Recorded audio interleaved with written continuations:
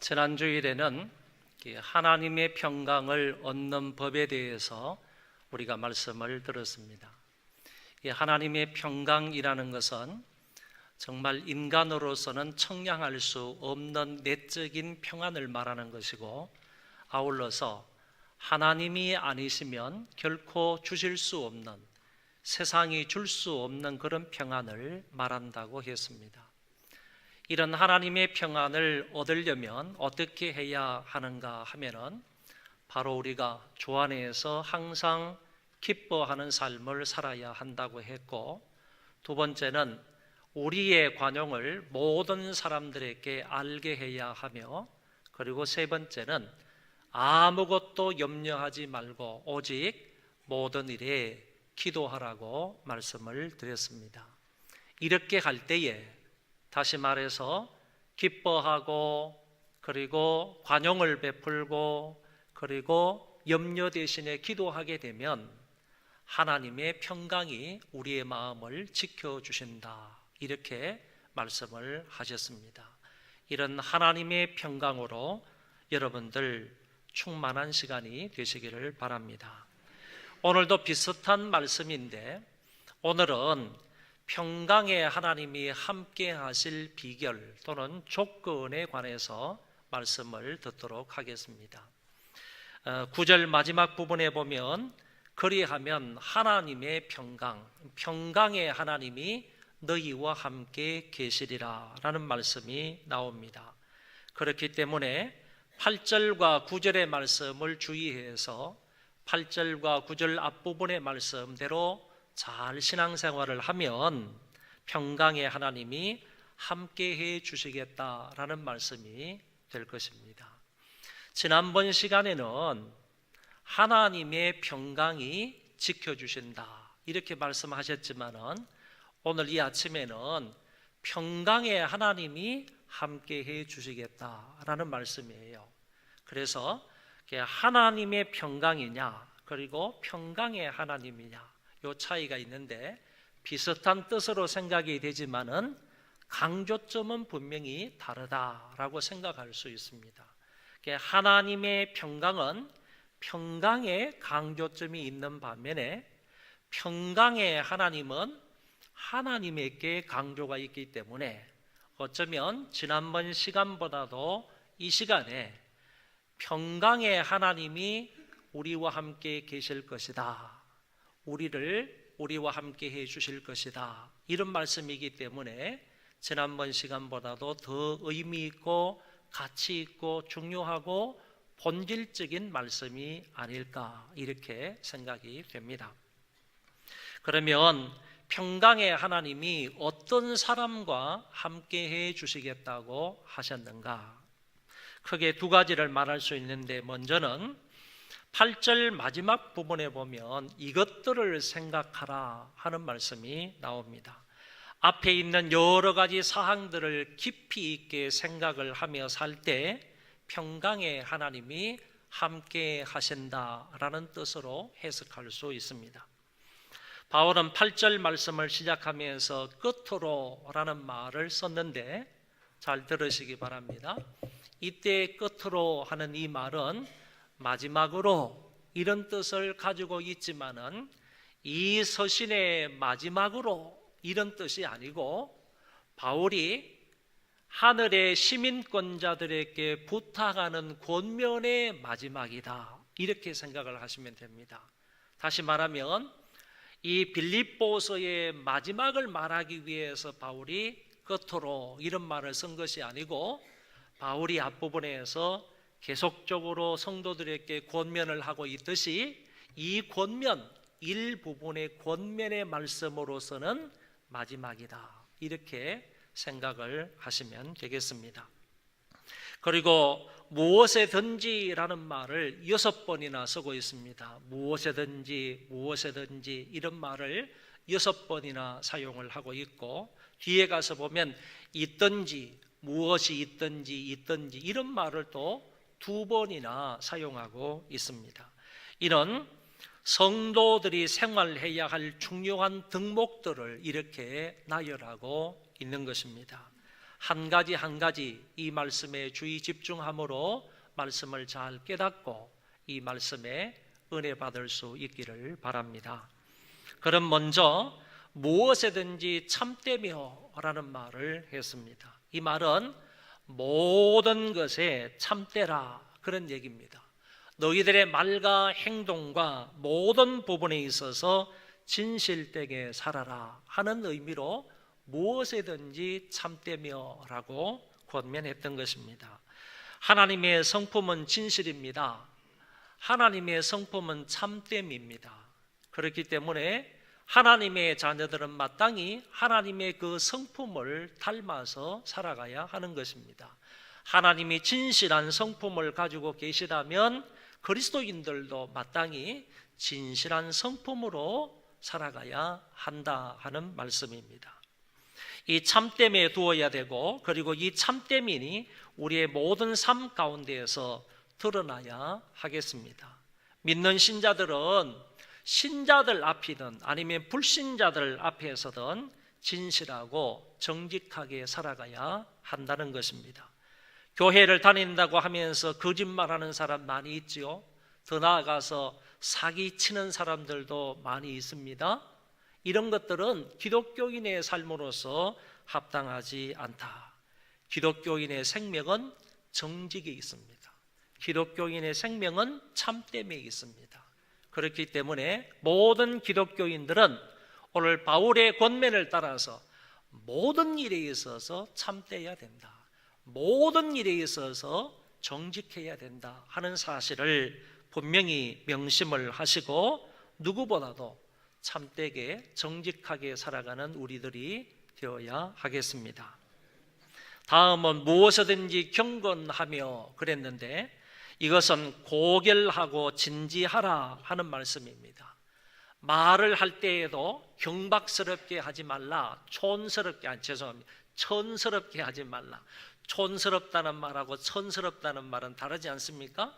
그래서 여기에서 말하는 것은 말을 할 때나 행동할 때 천스럽게 천박하게 하지 말라, 그런 뜻으로 말씀을 하고 있다는 것입니다.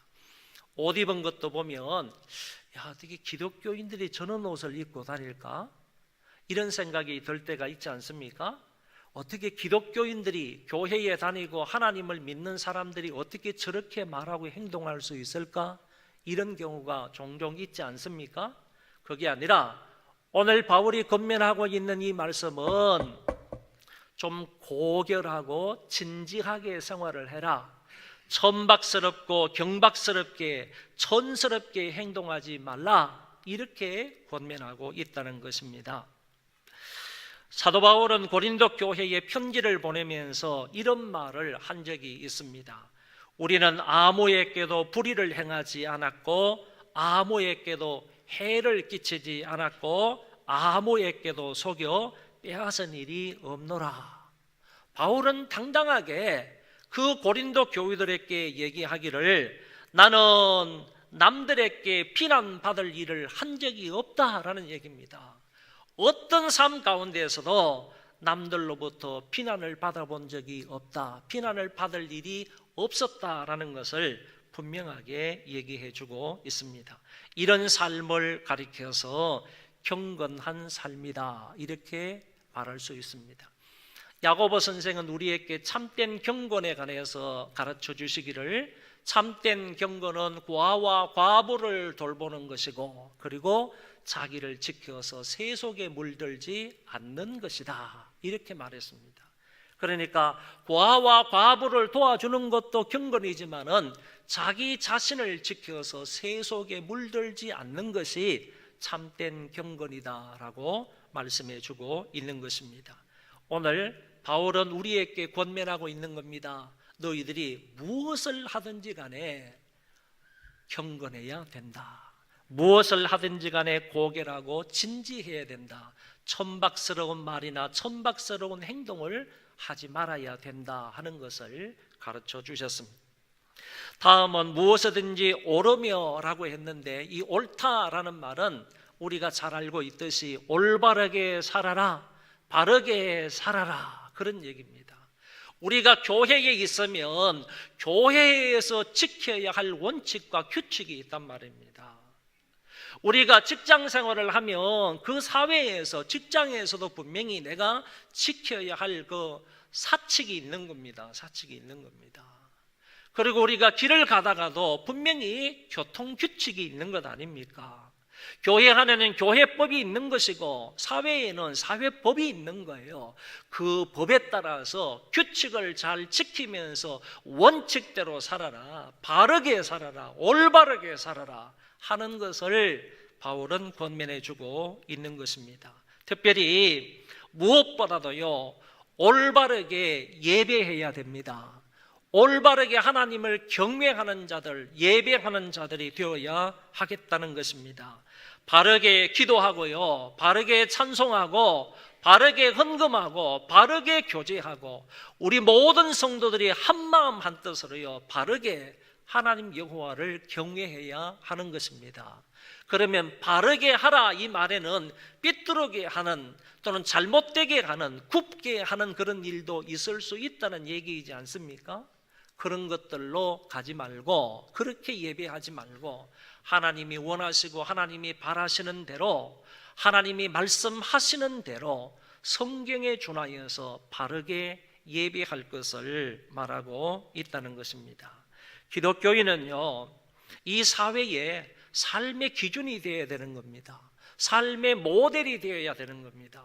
여러분들이 학교에 있든지, 여러분이 사회에 있든지, 여러분이 직장에 있든지, 여러분이 사업장에 있든지, 누구를 만나든지, 누구 앞에서든지 간에 여러분들이 그 모든 사람들의 삶의 기준이 되어야 된다는 얘기입니다. 아, 저 사람이 하는 모든 일들은 바로 저 사람들이 하는 모든 일들은 그냥 옳아, 정직해, 올바라 이런 얘기를 들을 수 있어야 되지 않겠느냐. 그래서 내 어떤 그룹 가운데에서, 회사면 회사, 아니면 학교는 학교, 이런 그룹 가운데에서 저 사람이 하는 말이 옳아, 저 사람이 하는 행동이 옳아, 이런 정도가 돼야지 기독교인들이 이 사회에서 삶의 표준 기준이 된다고 말할 수 있겠지 않겠습니까?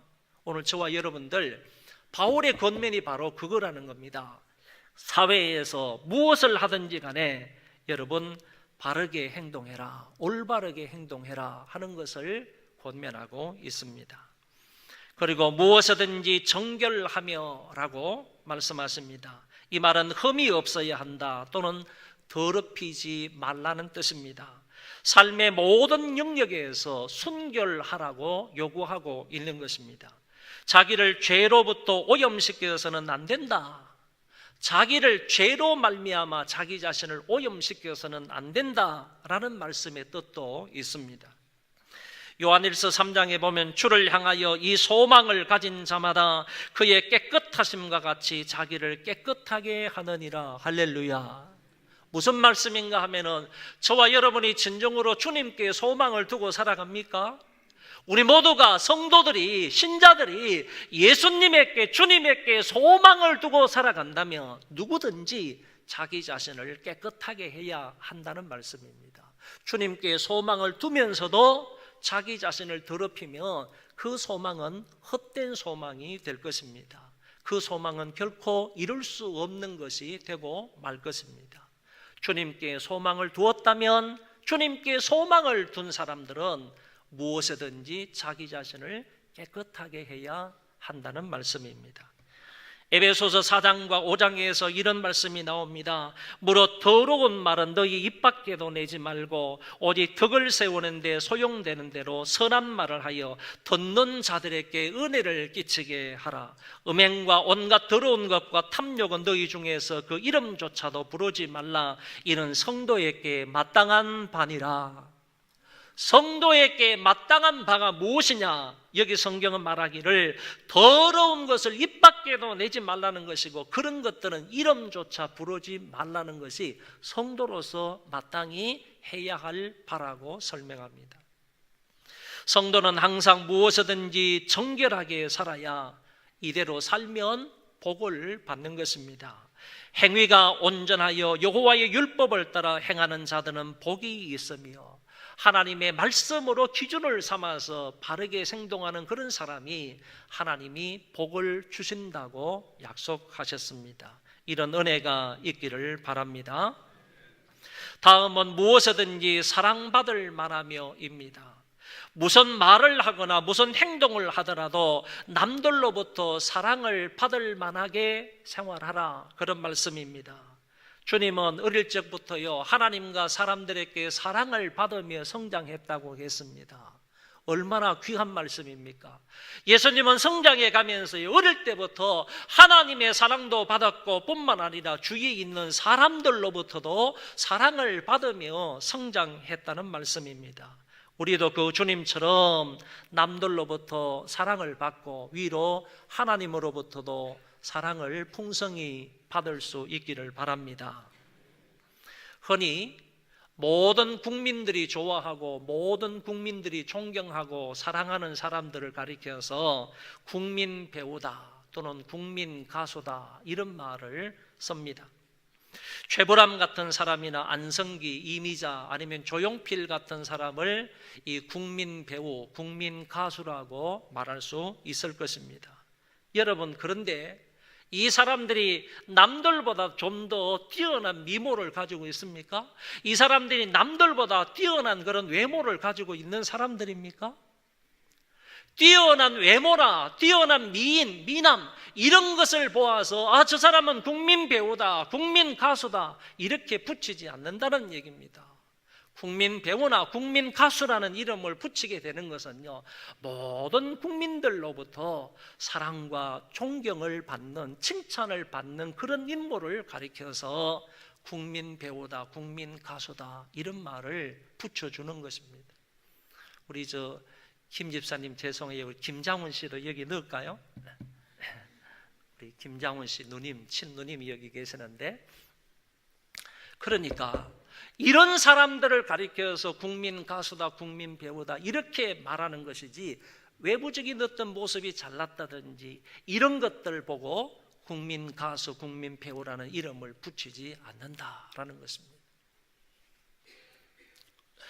무엇이든지 사랑받을 만하다 하는 말은요 바로 이런 의미를 가지고 있습니다. 주위의 많은 사람들로부터 사랑을 받고 존경받을 만한 신앙 인물을 가리켜서 말하고 있는 겁니다. 신앙적인 부분에 있어서 그리고 삶에 있어서 우리 주위로부터 이렇게 사랑받을 만한 인물이 될 것을 바울은 권면했습니다. 마지막은 무엇이든지 칭찬받을 만하며 라는 말씀입니다. 이것은 고상한 행동을 통하여 좋은 평판을 얻으라 라는 말입니다. 그리스도인은 그리스도인답게 살 때 타인으로부터 칭찬을 받게 되어 있습니다. 초대교회 교인들은 날마다 성전에 모이기를 힘썼습니다. 그들은 한마음 한뜻으로 기도했습니다. 그리고 마음을 다하여 하나님 앞에 찬송을 드렸습니다. 아울러서 이 사람들은 다른 사람들로부터 칭송을 받았다고 했습니다. 그러므로 초대교회는 날마다 부흥되어 갔던 것입니다. 7 집사님을 선택할 때의 자격 기준으로도 보면 믿음이 충만하고 은혜가 충만하고 성령에 충만한 사람을 뽑았지만은 여기에 한 가지 더 자격 기준을 말해주고 있는데 주위 사람들로부터 칭찬을 받는 사람이어야 한다고 했습니다. 어떤 사람은 일을 죽도록 해놓고 나서 좋은 소리를 못 듣는 사람이 있는 것을 봅니다.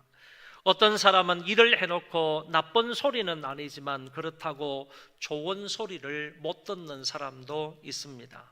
그러나 어떤 사람은 일만 해놓으면 참 잘했다, 너무너무 수고했다, 너무너무 감사하다 이런 이야기를 듣는 사람도 있습니다. 우리 모두는 무슨 일이든지 간에 그 일을 해놓고 사람과 하나님 앞에 칭찬을 받는 자들이 되시기 바랍니다. 여러분, 제주도에 가면요 올레길이 있습니다. 이 올레길이라는 말은 집과 집 사이를 연결해 주는 작은 골목길이다 그런 뜻입니다. 언론인 출신이었던 서명숙 씨가 스페인에 이 산티아고를 이제 걷게 되었습니다. 산티아고 길을 이렇게 쭉 걷다가 생각이 난 게 있습니다.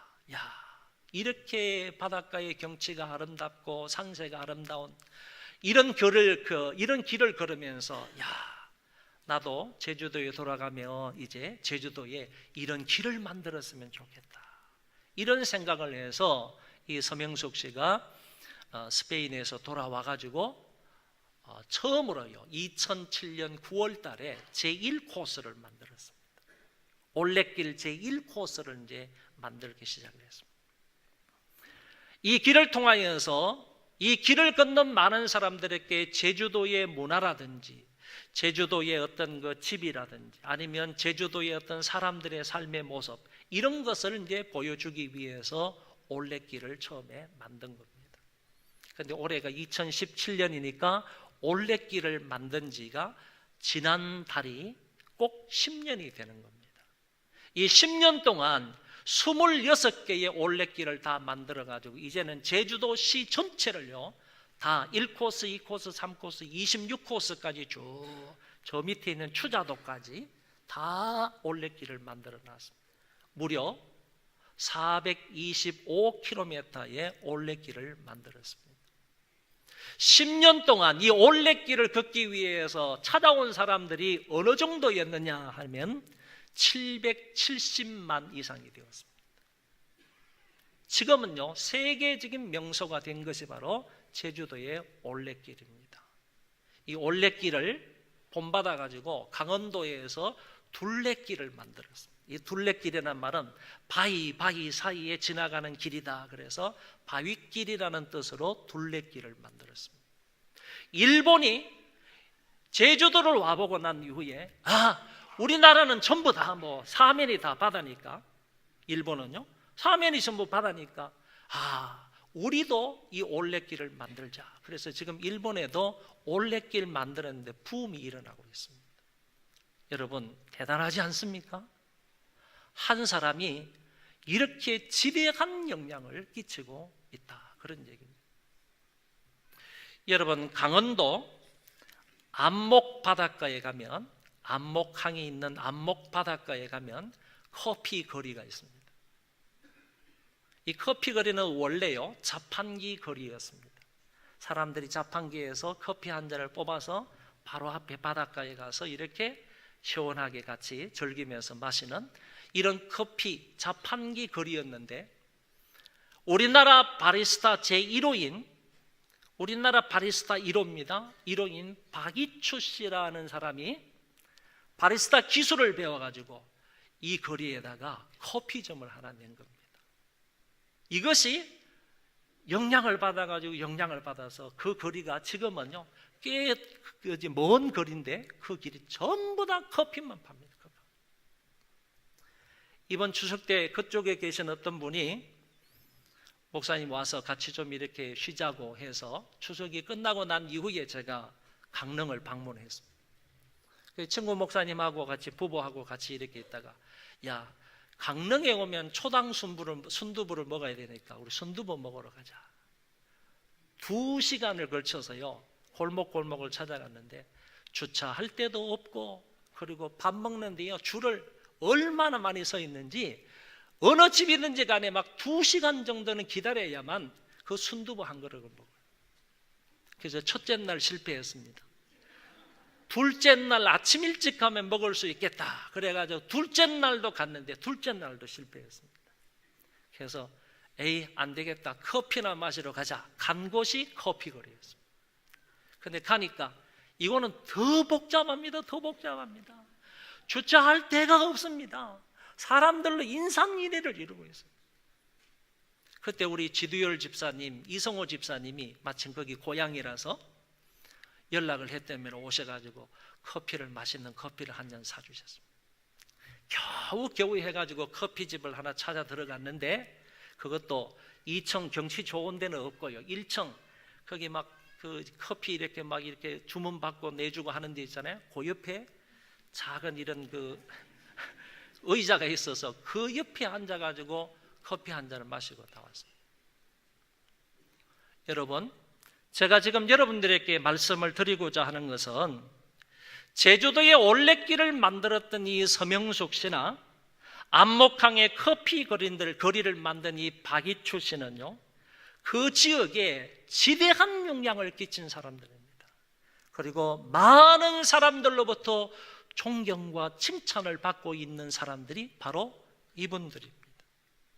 저는 이것을 느끼면서요, 이것을 보면서 우리 기독교인들도 이렇게 살아야 되는 것 아니냐. 적어도 기독교인이라면, 정말로 바른 기독교인이라고 한다면 내가 살고 있는 이 마을에 거룩한 영향력을 좀 끼쳐야 되지 않느냐, 좋은 영향력을 좀 끼쳐야 되지 않느냐. 그래서 다른 사람들로부터, 안 믿는 사람들로부터도 이런 칭찬과 인정을 받는 이런 기독교인이 되어야 하지 않겠는가. 바울은요, 어떤 의미에서는 이런 기독교인이 되었으면 좋겠다 하는 마음으로 무엇에든지 칭찬받을 만해라, 이렇게 말씀하고 있다고 보는 것입니다. 지금까지 바울이 요구한 6가지 덕목들은요, 그리스도인으로서 갖추어야 할 도덕적, 신앙적 표준과 기준에 대한 말씀입니다. 바울이 제시한 이것들은 오늘날 그리스도인들에게도 크게 다르지 않습니다. 그러므로 오늘 우리들도 이 덕목들 하나하나를 깊이 마음에 새기며 이 말씀대로 잘 지켜 행하는 자들이 되기를 바랍니다. 이어서 바울은 무슨 덕이 있든지 무슨 기림이 있든지 이것들을 생각하라 라는 말을 했습니다. 이 말은 지금까지 언급한 것 이외에도 덕이 되는 찬사가 되는 그런 일들이 있으면 그것들을 마음속에 품어라 하는 뜻으로 말할 수 있습니다. 기림이라는 단어는 그리스도인으로서 칭찬이나 찬사를 받을 만한 것들을 말합니다.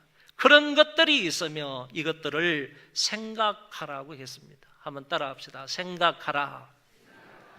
여기서 말하는 생각하다는 말은 깊이 생각하고 집중하라, 그런 뜻입니다. 계속하여 마음속 깊이 새기라, 이런 뜻도 있는 말입니다. 그러니까 앞에서 6가지 사항을 말했습니다. 이 6가지 사항들을 마음속 깊이 새기라, 이게 깊이 새기라. 그리고 삶을 살아갈 때 생각하고 또 생각하면서 그 말씀대로 순종하여 살아라, 이런 뜻을 가지고 있는 것입니다. 이 권면의 말씀을 생각하고 거기에 집중하여 살라는 것인데, 모든 일에 참되게 살고 모든 일에 경건하게 살고 모든 일에 오르며 몸과 마음이 정결하고 사랑받을 만하고 칭찬받을 만한 이런 일들을 깊이 생각을 하면서 살아야지 된다 하는 것을 말씀하고 있습니다. 깊이 생각할 때요, 그 안에서 거룩한 행동이 나오는 것이고, 거룩한 행동이 반복이 되게 되면 그것이 바로 기독교인의 아름다운 습관적인 삶이 되는 것입니다. 한번 따라하겠습니다. 생각, 행동, 습관. 그러니까 이런 말씀들을 깊이 생각을 해야지 그 가운데에서 행동이 나온다는 거예요. 그 행동이 계속해서 반복이 되게 되면 내 삶의 습관이 된다, 그런 얘기입니다. 이렇게 말씀을 드릴 수가 있겠습니다. 두 번째, 평강의 하나님이 함께 하시려면 배우고 받고 듣고 본받을 행하라고 했습니다. 바울은 자신으로부터 배우고 받고 듣고 본받을 행동으로 옮기라고 명령하고 있는 것입니다. 여기서의 배우고 받고 듣고 본받는 주로 복음과 연계된 말씀입니다. 자기가 복음을 전파하였을 때 교우들은 이 복음을 배우고 듣게 되었고, 또한 말씀의 은혜를 받게 되었고, 그의 삶을 통하여 복음의 능력을 보게 되었습니다. 이것을 이제는 너희들도 행하라 라고 권면하고 있습니다.